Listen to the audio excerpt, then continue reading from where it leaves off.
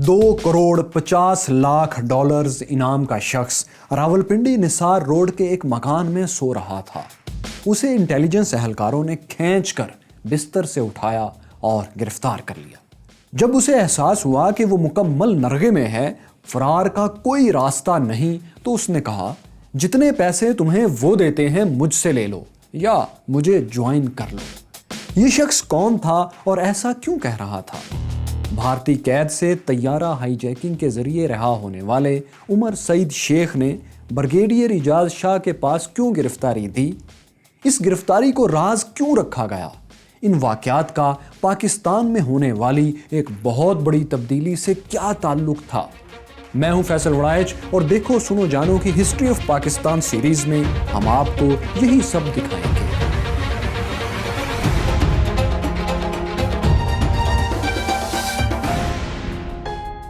9/11 के सानहे के सिर्फ 2 माह बाद की बात है कि पेरिस से एक कमर्शियल फ्लाइट 63 अमरीकी शहर मियामी जा रही थी।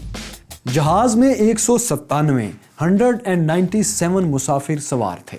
जहाज की फीमेल अटेंडेंट जमेस मतादीर को मुसाफिरों ने बताया कि जहाज के एक हिस्से से कुछ जलने की बू आ रही है। The passengers started alerting me, says it smelled like burned match. So I went and I talked to him. वो इधर उधर देखती हुई एक सीट तक पहुंची जहां एक लंबा तड़ंगा बरतानवी नौजवान गोद में कुछ छुपा रहा था। उसके हाथ में एक जली हुई माचिस की तीली भी थी। फ्लाइट अटेंडेंट परेशान हुई कि जहाज में एक माचिस या आग का क्या काम। वो दौड़ती हुई कॉकपिट में गई और मदद तलब की। इस दौरान मुसाफिर समझ चुके थे कि ये नौजवान सबके लिए खतरा बन चुका है। सो कुछ मुसाफिरों ने रिस्क लेते हुए इस तवील कामत नौजवान को मिलजुल कर काबू कर लिया। जब वो काबू में आ गया तो पता चला कि वो अपनी गोद में भारी भरकम बूट छुपाने की कोशिश कर रहा था और इस बूट की टो में एक ऐसी चीज थी जो इससे पहले किसी ने नहीं देखी थी। बूट की टो में एक छोटा सा जदीद नौइयत का बम फिक्स हुआ था। नौजवान यही बम चलाने की कोशिश कर रहा था, लेकिन किसी टेक्निकल इशू की वजह से कामयाब नहीं हो पाया था और अब पकड़ा जा चुका था। ये दहशतगर्दी में अपनी नौइयत का अजीब वाकया था, लेकिन साथ में दुनिया भर की एयरलाइंस और ख़ास तौर पर पेरिस जैसे मसरूफ़ तरीन एयरपोर्ट की सिक्योरिटी पर भी एक सवालिया निशान था। ये दहशतगर्दी की कोशिश तो नाकाम रही थी, लेकिन इस वाक़े की खबरों ने दुनिया भर में खलबली ज़रूर मचा दी। इस इवेंट को शू बमिंग के नाम से आज याद किया जाता है। ये शख्स जिसने जूते में बम छुपाकर जहाज उड़ाने की कोशिश की थी, बरतानवी शहरी रिचर्ड रीड थे। इन्हें अदालत में पेश किया गया और 110 साल सजा सुना दी गई। इस लम्हे तक इस सारे वाक़े का कोई ताना बाना पाकिस्तान से नहीं मिलता था। यह बमबार बरतानवी था, जहाज पेरिस से चला था और अमेरिका जा रहा था। लेकिन फिर इस वाक़े की तहकीकात एक अमरीकी सहाफ़ी को पाकिस्तान ले आई और वो खुद एक खबर बन गया, एक कहानी बन गया। मगर कैसे? हुआ यूं कि वॉल स्ट्रीट जर्नल के एक सहाफ़ी डैनियल पर्ल को एक लीड मिली। वो ये कि शू बॉमर रिचर्ड रीड एक पाकिस्तानी शहरी शेख मुबारक से बहुत मुतासिर थे। ऐसा था या नहीं ये हम नहीं कह सकते, लेकिन अमरीकी सहाफ़ी डैनियल पर्ल शेख मुबारक का इंटरव्यू करने पाकिस्तान आन पहुंचे और यहाँ उन्होंने शेख मुबारक गिलानी से राब्ते की कोशिशें शुरू कर दी। इस दौरान वो कश्मीर और अफ़गानिस्तान में सरगर्म जहादी ग्रुप्स के बारे में भी मालूमात इकट्ठी करते रहे। शायद सब कुछ ठीक रहता, लेकिन यहाँ उनके लिए एक मसला हो गया। वो ये कि बकौल जनरल मुशर्रफ उनकी सरगर्मियों की इत्तला अलकायदा के नेटवर्क से मुंसलिक एक अफ़गान ग्रुप को भी हो गई। इस नेटवर्क में एक शख्स हाशिम ने पाकिस्तानी नियाद अमरीकी शहरी उमर सईद शेख को बताया कि एक अमरीकी सहाफ़ी डैनियल पर्ल पीर शेख मुबारक अली शाह गिलानी का इंटरव्यू करना चाहता है। फिर डैनियल पर्ल से राब्ता किया गया और उमर सईद शेख से उसकी मुलाकात करवाई गई। इस मुलाकात में उमर सईद ने उसे अपना एक फ़र्ज़ी नाम बताया और कहा कि वो पीर मुबारक अली गिलानी के मुतक़िद हैं, फॉलोअर हैं। पर्ल के कहने पर उमर सईद शेख ने शेख मुबारक गिलानी से उनकी मुलाकात करवाने का वादा भी कर लिया। اسی ملاقات میں عمر سعید شیخ نے بقول جنرل پرویز مشرف اپنی عادت کے مطابق پرل کو اغوا کرنے کا پروگرام بنایا تاکہ امریکہ پر دباؤ ڈال کر ان کے کچھ ساتھی قیدیوں کو گوانتانامو بے جیل سے رہا کروایا جائے۔ چنانچہ پرل سے وعدے کے بعد عمر سعید شیخ نے بجائے مبارک گیلانی سے رابطہ کرنے کے اپنے دوست امجد فاروقی سے رابطہ قائم کیا۔ اس رابطے کا مقصد پرل کے اغوا کی پلاننگ کرنا تھا۔ یہ امجد فاروقی وہی ہیں جو جنرل مشرف پر حملوں میں ملوث تھے، اور یہ کہانی ہم آپ کو ہسٹری آف پاکستان کی قسط نمبر 52 میں دکھا چکے ہیں۔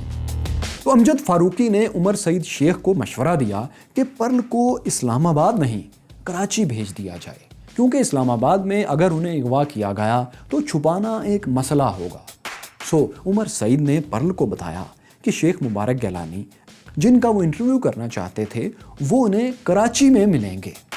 23 جنوری 2002 کو ڈینیل پرل بتائے گئے ایڈریس کے مطابق کراچی میٹروپول ہوٹل پہنچے۔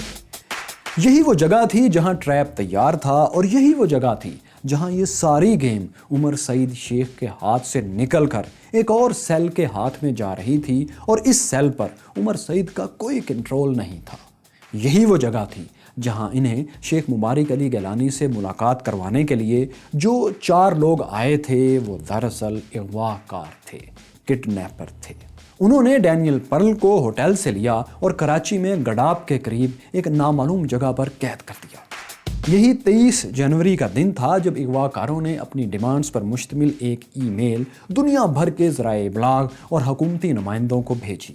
ای میل میں مطالبہ کیا گیا تھا کہ گوانتانامو بے جیل میں قید تمام پاکستانیوں کو رہا کیا جائے، امریکہ پاکستان سے فی الفور نکل جائے، امریکہ پاکستان کے روکے ہوئے F-16 طیارے فراہم کرے، اور ساتھ میں افغان سفیر ملا عبدالسلام ضعیف کی رہائی کا مطالبہ بھی کیا گیا۔ اس ای میل نے طوفان کھڑا کر دیا۔ دنیا بھر کے اخبارات اور الیکٹرانک میڈیا میں یہی خبر گردش کرنے لگی کہ ایک امریکی صحافی پاکستان میں اغوا ہو گیا ہے۔ بہت سی جگہوں سے پاکستانی اداروں اور اسٹیبلشمنٹ پر اس اغوا کی ذمہ داری ڈالنے کی کوششیں شروع ہو گئیں، لیکن امریکی وزیر خارجہ کولن پال نے پاکستانی خفیہ اداروں کا دفاع کیا اور کہا کہ ISI یا حکومت کا کوئی آفیسر اس اغوا میں ملوث نہیں ہے۔ امریکی وزیر خارجہ یہ دفاع کر رہے تھے، لیکن بعد کے واقعات نے ثابت کیا کہ سچائی بھی کچھ ایسی ہی تھی۔ وہ کیسے؟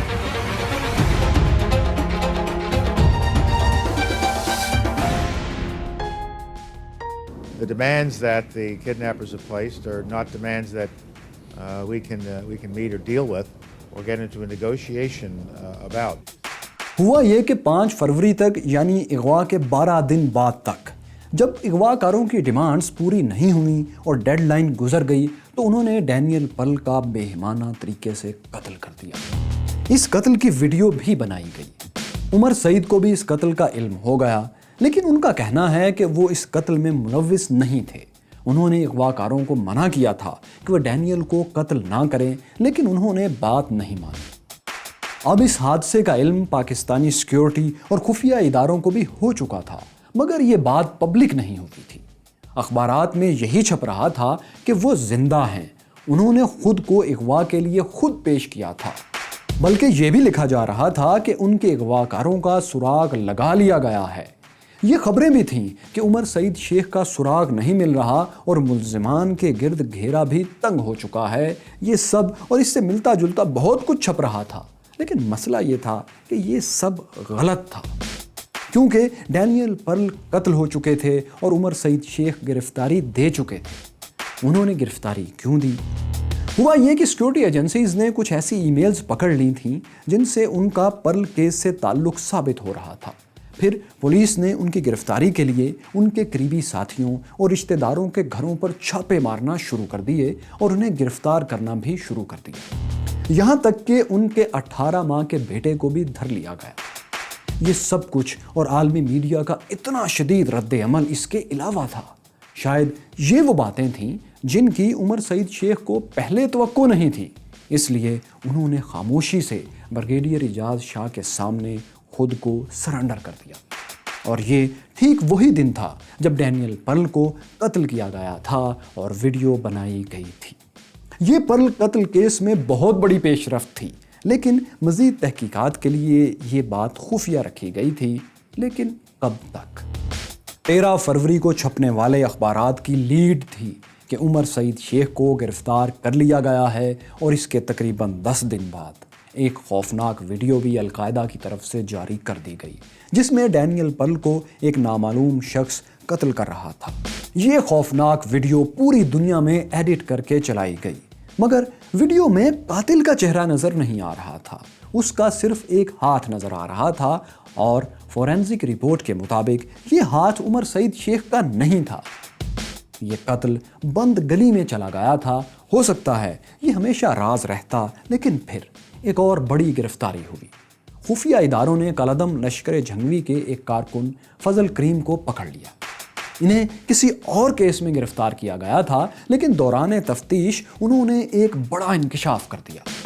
فضل کریم نے بتایا کہ جب امریکی صحافی ڈینیل پرل کو قتل کیا جا رہا تھا تو وہ ان کی ایک ٹانگ پکڑے ہوئے تھے۔ جب پوچھا گیا کہ قتل کس نے کیا تو فضل کریم اس سے لاعلم تھے، لیکن اتنا انہوں نے ضرور بتایا کہ وہ کوئی عرب شخص تھا۔ اس چھوٹی سی معلومات میں دنیا بدل دینے والے واقعے 9/11 کے ماسٹر مائنڈ کا راز چھپا ہوا تھا، کیونکہ یہ عرب کوئی اور نہیں بلکہ KSM خالد شیخ محمد تھے، وہی شخص جس کی امریکہ کو اسامہ بن لادن اور ایمن الظواہری کے بعد سب سے زیادہ تلاش تھی۔ یعنی اس ایک شخص کی گرفتاری پرل کیس سے کہیں بڑے کیس کے سراغ کی طرف لے جانے لگی تھی۔ سو اب ان کی تلاش شروع ہو گئی، لیکن وہ پاکستان میں یا افغانستان میں کہیں روپوش تھے، اور ایسے روپوش تھے کہ ملتے نہیں تھے۔ وہ کوئی گیجٹس، کوئی الیکٹرونک ڈیوائس استعمال نہیں کرتے تھے کہ انہیں ٹریک کیا جا سکے۔ ان کے سر کی قیمت $25 ملین تھی۔ جو کوئی انہیں پکڑتا یا ایکشنیبل معلومات دیتا اسے $2.50 کروڑ ملنے تھے۔ آج کے مطابق کوئی 3.84 کروڑ کے پاس۔ تقریباً 1 سال تک خالد شیخ محمد کا کوئی اتا پتہ نہیں تھا۔ وہ بھوسے کے ڈھیر میں سوئی کی طرح غائب تھے، لیکن اس دوران ایک ایرانی بلوچ نوجوان واک ان ہوا آؤٹ آف بلو۔ اچانک کہیں سے آیا اور بتایا کہ وہ خالد شیخ محمد کو جانتا ہے، بلکہ اس کا دوست ہے، شاید کہیں دور پار کا رشتہ دار بھی تھا۔ یہ نوجوان اب CIA اور ISI کے لیے کام کرنے لگا۔ اسے بلوچی کے کوڈ نیم سے پکارا جاتا تھا۔ اسے ڈبل ایجنٹ بننے سے روکنے کے لیے ایجنسیز ہزاروں ڈالرز بھی دے رہی تھیں، کیونکہ خطرہ تو تھا کہ کہیں وہ ڈبل گیم نہ کرے، دونوں طرف سے رابطے میں نہ ہو۔ لیکن ایسا ہوا نہیں۔ اس نے فروری 2003 کے آخر میں اپنے ہینڈلرز سے رابطہ کیا اور بتایا کہ 1 مارچ کی شام اس کی خالد شیخ محمد سے رات 9 بجے ملاقات طے ہے۔ یہ ملاقات راولپنڈی کے 18A نثار روڈ پر ایک گھر میں طے ہوئی۔ اسی انفارمیشن کی تو ایجنسیز کو تلاش تھی۔ جگہ کا پتہ چلنے پر اب ISI اور CIA کے اہلکاروں نے وہاں اپنا جال بچھا دیا۔ اب بس انتظار تھا کہ کب بلوچی لڑکے کی طرف سے تصدیق کا پیغام موصول ہو اور کب وہ چھاپا مارے۔ رات 9 بجے بلوچی ایجنٹ خالد شیخ محمد سے اس مکان میں ملاقات کے لیے پہنچا۔ 1 گھنٹہ گپ شپ کی اور پھر کہا کہ اسے ذرا ٹوائلٹ جانا ہے۔ ٹوائلٹ جاتے ہوئے اس نے اپنے ہینڈلرز کو ایک چھوٹا سا ٹیکسٹ کیا، I am with KSM۔ KSM کی موجودگی اور لوکیشن دونوں کنفرم ہو چکی تھیں۔ ہر طرف گھیرا تھا، وہ کہیں بھاگ نہیں سکتے تھے۔ لہٰذا چند گھنٹے انتظار کے بعد رات 2 بجے پاکستانی خفیہ اہلکاروں نے دھاوا بول دیا۔ اہلکار دروازے توڑتے ہوئے عین اس کمرے میں داخل ہوئے جہاں KSM سکون آور گولیاں کھائے گہری نیند سو رہے تھے۔ یہ جو گھر آپ دیکھ رہے ہیں، یہیں سے خالد شیخ محمد کو گرفتار کیا گیا تھا۔ یہ ان کی سب سے زیادہ چھپنے والی تصویر اسی وقت کی ہے۔ اب گرفتار تو وہ ہو چکے تھے، لیکن پھر بھی انہوں نے اپنے بچاؤ کے لیے ایک آخری ڈیسپریٹ ایفرٹ کی۔ انہوں نے ISI کے اہلکاروں کو رشوت کی پیشکش کی۔ انہوں نے کہا، تم امریکیوں کے لیے یہ سب کر رہے ہو کیا؟ اگر پیسوں کے لیے کرتے ہو تو مجھ سے لے لو یہ پیسے۔ لیکن ظاہر ہے یہ آفر قبول نہیں ہوئی۔ جب یہ آفر ضائع گئی تو انہوں نے اہلکاروں کو ایک اور پیشکش کی۔ انہوں نے کہا، تم میرے ساتھ القاعدہ جوائن کیوں نہیں کر لیتے؟ لیکن ظاہر ہے یہ بھی ایک خالی وار تھا. انہیں گرفتار کر کے اہلکار ساتھ لے گئے. جنرل مشرف کے مطابق خالد شیخ محمد کو 2 دن پاکستانی اداروں نے اپنی تحویل میں رکھا، ان سے زیادہ معلومات اخذ کیں اور پھر انہیں امریکہ کے حوالے کر دیا. امریکی انہیں جلدی اپنی ایک کے بعد دوسری بلیک سائٹس میں منتقل کرتے رہے. بلیک سائٹس وہ جگہیں ہیں جو امریکہ نے دنیا بھر میں خفیہ طور پر انٹیروگیشن اور اس طرح کے دیگر معاملات کے لیے بنا رکھی ہیں. تو پہلے انہیں افغانستان کی بلیک سائٹ، پھر پولینڈ اور پھر رومانیہ منتقل کیا گیا. اور ہاں، آپ یقیناً سوچ رہے ہوں گے کہ وہ بلوچی نوجوان کون تھا. یہ ہم پورے وثوق سے تو نہیں بتا سکتے، لیکن یہ بتا سکتے ہیں کہ اب وہ کہاں ہیں. تو سنیں. انہیں ابوظہبی میں امریکی سفارت خانے بلایا گیا. CIA ڈائریکٹر جارج ٹینٹ نے ان کا ذاتی طور پر شکریہ ادا کیا. انہیں امریکہ میں نئی شناخت کے ساتھ بسایا گیا اور $2 کروڑ 50 لاکھ کی انعامی رقم بھی انہیں دی گئی. خالد شیخ محمد کی طرح امریکیوں نے پاکستان سے عمر سعید شیخ کی حوالگی کا مطالبہ بھی کیا تھا، لیکن پاکستان نے انکار کر دیا. ان پر پاکستان میں مقدمہ چلا اور 15 جولائی 2002 کو اینٹی ٹیررزم کورٹ نے انہیں سزائے موت سنا دی. اس سزا کو سنائے 18 سال ہو چکے ہیں، لیکن اس سزا پر عمل درآمد نہیں ہوا اور نہ ہی کیس کسی منطقی نتیجے تک پہنچا ہے. وہ اب تک کراچی جیل ہی میں قید ہیں. لیکن اس دوران امریکہ کے مطابق گوانتانامو بے جیل میں خالد شیخ محمد اپریل 2007 میں ڈینیل پرل کو قتل کرنے کا اعتراف کر چکے ہیں. پاکستانی اور امریکی انٹیلیجنس اداروں کے مطابق عمر سعید شیخ ڈینیل پرل کے قتل میں ملوث تھے، قتل کی واردات میں ملوث نہیں تھے. اس سلسلے میں ہم نے عمر سعید شیخ کے بیٹے ہادی عمر سے رابطہ کیا. انہوں نے اپنا موقف دیتے ہوئے کہا کہ ان کے والد کو ٹریپ کیا گیا ہے، وہ کسی قتل کی سازش میں ملوث نہیں تھے. He has never killed any person. یہ ان کے اوپر the murder was pinned on him. He was used as an scapegoat. Daniel Pearl کے قتل میں اور لوگ شامل تھے. My father had no hand in it. لیکن جب ہم نے ان سے پوچھا کہ کیا انہوں نے ڈینیل پرل کو شیخ مبارک گیلانی سے ملوانے کا وعدہ کیا تھا، کیا کوئی ایسا پلان تھا جس میں وہ شامل تھے، تو اس مخصوص سوال کا جواب دینے سے انہوں نے معذرت ظاہر کر لی. یہ ان کا ورژن ہے، لیکن ایک ورژن اس شخص کا بھی ہے جو گوانتانامو بے میں آخر کار سب کچھ بتانے پر تیار ہو گیا. اس نے کیا بتایا؟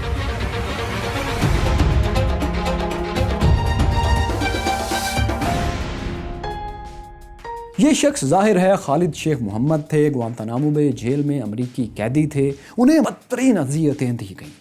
واٹر بورڈنگ جیسے سب سے تکلیف دہ عمل سے 183 مرتبہ گزارا گیا، 183 ٹائمز.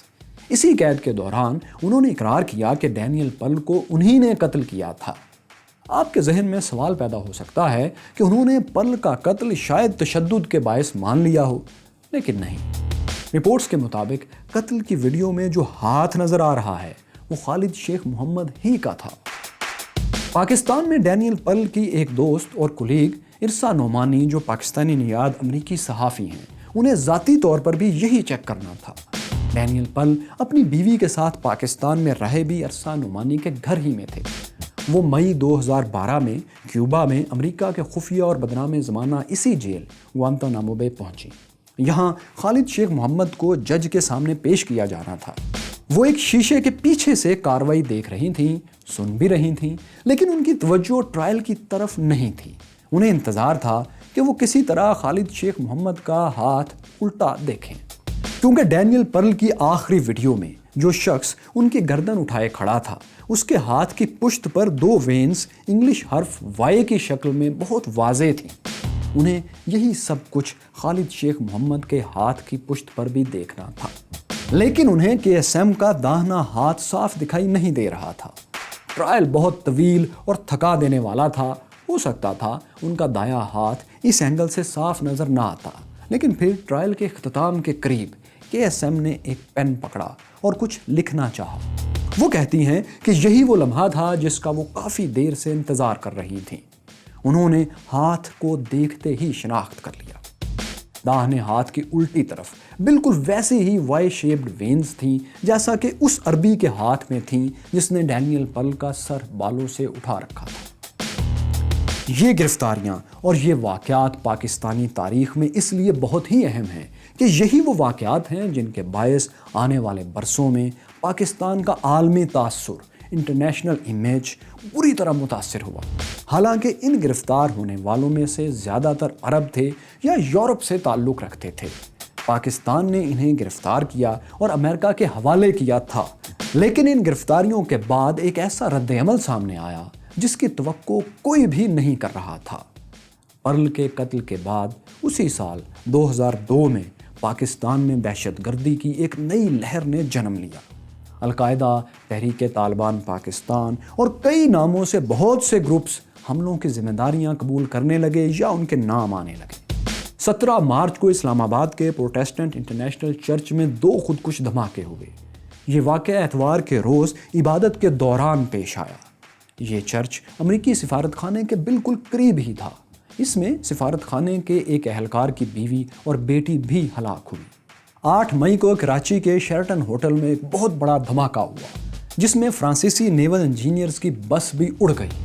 11 फ्रांसीसी इंजीनियर्स और 3 पाकिस्तानी मारे गए। 14 जून को कराची में अमरीकी कौंसलेट के बाहर कार बम धमाका हुआ। इसमें भी 12 से ज़ायद पाकिस्तानी जान से चले गए। हालांकि ये इमारत पाकिस्तान की महफूज तरीन इमारतों में तस्वुर होती थी। ये केस और ये वाक़यात इसलिए अहम हैं कि यही वो टर्निंग पॉइंट था जिसके बाद पाकिस्तान से गैर मुल्कियों ने बाहर जाना शुरू कर दिया, भागना शुरू कर दिया और इंटरनेशनल एयरलाइंस ने कराची के लिए अपनी परवाज़ें मुअत्तल कर दी। यही वो वक्त था जब पाकिस्तान ऐसी जंग में दाखिल हो गया जो इसे अपने ही गली कूचों में लड़ना थी। बहुत ही तल्ख जंग शुरू होने वाली थी। हाथों से लगी गिरें दांतों से खोलने का वक्त था और ऐसे में पाकिस्तानी मुआशरे और रियासत में एक बहुत बड़ी तब्दीली आई। एक ऐसी तब्दीली जिसने एक एक पाकिस्तानी को कौमी और बैनुल-अक़वामी सियासत से जोड़ दिया। ये तब्दीली थी पाकिस्तान में प्राइवेट चैनल्स के आगाज़ की। ये आगाज़ कैसे हुआ, इसके पीछे क्या कहानी थी? और वो वज़ीर आज़म जिन्हें आर्मी चीफ सदर जनरल परवेज़ मुशर्रफ ने खुद सिलेक्ट किया था, एक दिन पहले बयान देते हैं कि मैंने इस्तीफ़ा दिया है और ना किसी ने मुझसे इस्तीफ़ा मांगा है। सदर जनरल परवेज़ मुशर्रफ मेरी हमायत कर रहे हैं। लेकिन अगले दिन क्या हुआ कि उन्होंने खुशी खुशी इस्तीफ़ा दे दिया। ये सारी कहानी और इसके पीछे असल कहानी क्या थी, ये सब आपको दिखाएंगे लेकिन हिस्ट्री ऑफ पाकिस्तान की अगली किस्त में। लेकिन हमें आप कमेंट्स में एक सवाल का जवाब दीजिए कि पाकिस्तान को इस सदी के शुरू में बदतरीन दहशतगर्दी का सामना क्यों करना पड़ा, कहाँ गलती हुई, क्या इसका कोई हल उस वक्त था, आइंदा बचने के लिए क्या हल है? दोस्तों, जो कहानी आपने हिस्ट्री ऑफ पाकिस्तान की इस किस्त में देखी, इस सब का बैकग्राउंड अगर आप जानना चाहते हैं तो यहाँ क्लिक कीजिए। यहाँ देखिए वो कहानी जब उमर सईद शेख और मौलाना मसूद अज़हर को एक तैयारा हाईजैकिंग के ज़रिए भारत से रिहा करवाया गया। और ये रही उस सैयारे की कहानी जो दरअसल सूरज बनना चाहता था लेकिन फेल रहा।